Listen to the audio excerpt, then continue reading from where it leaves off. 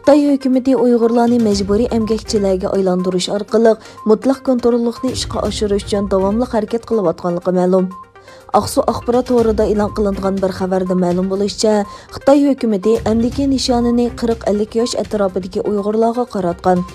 Xabarda aytilishicha, 8 fevral kuni Aqsu viloyati yezlaridagi 40 necha, 50 necha yoshlik əmgək kuchlarini muqim ishga o'rinlashtirish o'tkiliga hujum qilish bo'yicha safarbar qilish, o'rinlashtirish yig'ini ochgan. Xitoy doiralari yillardan buyon 5-chi əmgək kuchlarini yo'tkab ishga o'rinlashtirish va muqim xizmatga o'rinlashtirish degan nomda minglagan, 100 minglagan Uyg'ur yoshlarini Sharqi Turkistonning ichi va sirtiga yo'tkab, ularni bir yoqdan arzon bahoda ishga solsa, yana bir yoqdan nopusni kontrol qilishini ishga oshirgan edi. Bu navbat Xitoy doiralarining maxsus 40-50 yosh kishilarni muqim xizmatga o'rinlashtirishni ta'kidlashi chet ellardagi Uyg'ur kuzatuvchilarining kuchli diqqatini qo'zg'adi.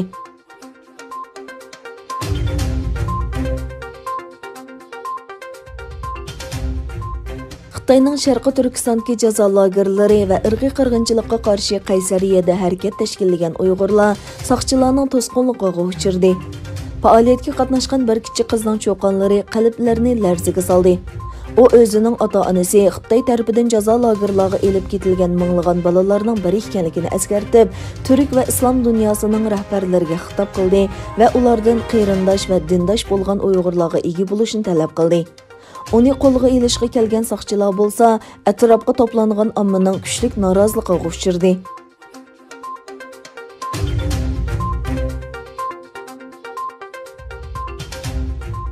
Xitoy yuqumning beshidagi kasalliklar to'g'risidagi xam uchurlarni Xitoy virusining manbasini tekshirayotgan Dunyo sahiyat tashkiloti vakillar o'mikidan yoshirdi degan tanqidlarga inkos qaytardi.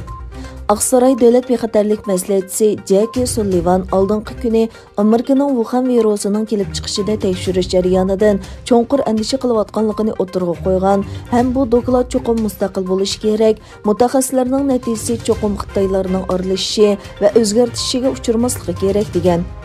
Valkochsi gesining xabar qilishicha, Dunyo sahiyat tashkiloti vakillar o'mikining bir qism a'zolari Xitoyning yuqumning qandoq va qachon tarqalishiga boshlanganligini belgilaydigan tunji delolar haqida xam uchur bilan ta'minlamaganligini o'tirg'a qo'ygan edi.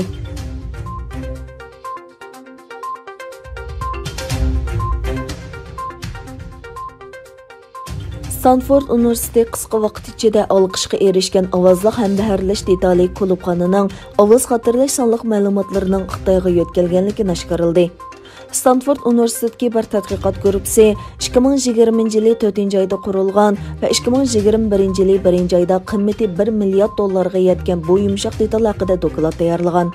Dokladda mazkur qo'llanishchan programmada so'zlangan barliq nutq va ovozli xotirlarning Xitoyga joylashgan mulozimatorlarda saqlanganligi va barliq sonliq ma'lumotlarning Xitoyga avatilganligi ko'rsatilgan. Yaqinqi bir necha hafta ichida bu yumshoq detal Xitoyda bek moda bo'lgan bo'lib, Uyg'urlar va Hong Kong qatorliq sezgur masalalar suhbat temasi bo'lgan.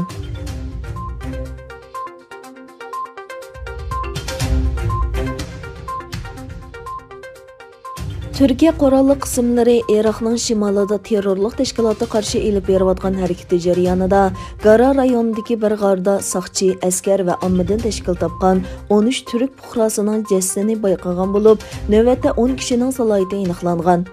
Malatya valisi Aydin Barosh muxbirlarni kutib olish yig'inida hayotidan ayrilgan kishilarning kimligi to'g'risidagi uchurlarni ham baharlab, qolgan 3 odamni farqlantirish xizmatining davomlashayotganligini aytdi.